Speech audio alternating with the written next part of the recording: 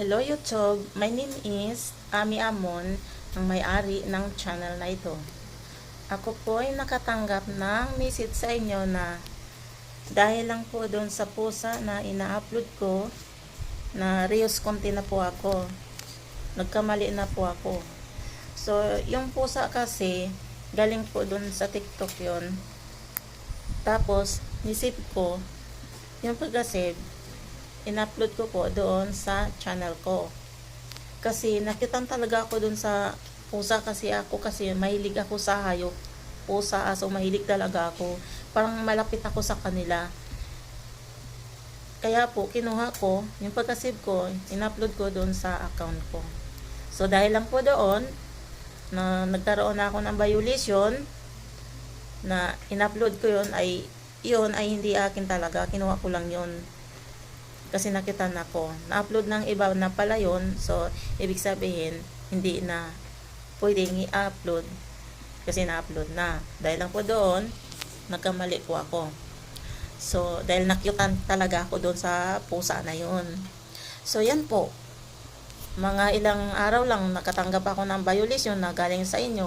So, ito, gumawa ako ng paliwanag para iparating po sa inyo na ako mahilig talaga ako sa mga hayop, pusa, aso, parang malapit ang loob ko sa kanila. Lalo na pag mayroon akong nakitang hayop na nakakaawa, binibigyan ko ng pagkain yan. So, dahil lang po doon nakitan ko na violation ako, dahil hindi talaga pwede kasi na-upload na sa iba. So, yun, inalis ko naman po yung in-upload ko dahil hindi naman talaga pwede. Inalis ko na po yung in-upload ko po doon sa account ko. So, sorry po kung nagkamali ako dahil lahat naman po tayo nagkakamali. Dahil lang po doon, sa sobrang saya ko, nakitan ako doon sa dalawang pusang sumasayaw.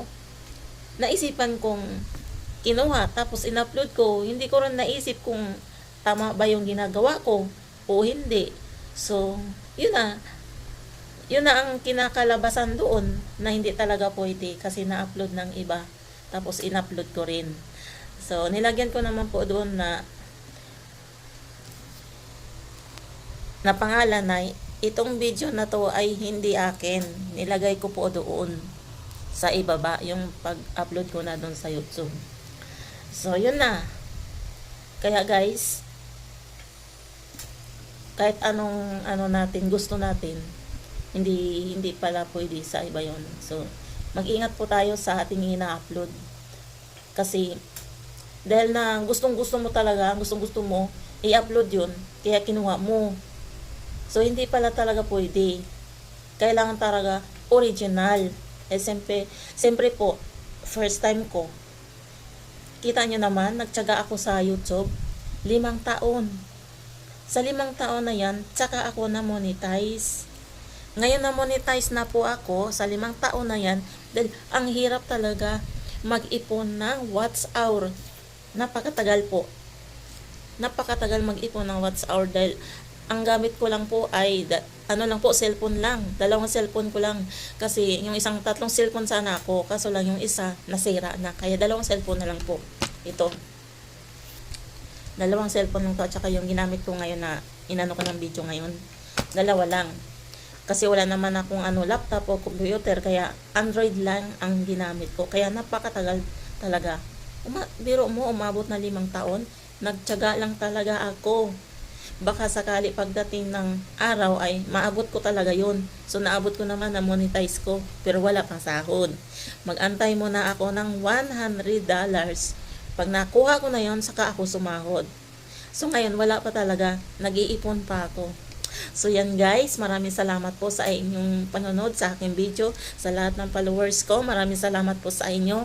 Sa lahat ng nag-comment, nag-subscribe, nag-like and share, maraming salamat po sa inyo. At kay YouTube, sana po, sorry po, YouTube. Kaya, yun po, maraming salamat po sa inyong lahat. Sa buong mundo. Ayan, kung sino man nakapansin sa aking video, kayo po ay napanood, siyempre umpisa pa lang to, nagsisimula pa lang ako, sa 5 taon, tsaka ako na monetize. Pero wala pang sahod ngayon na violation pa.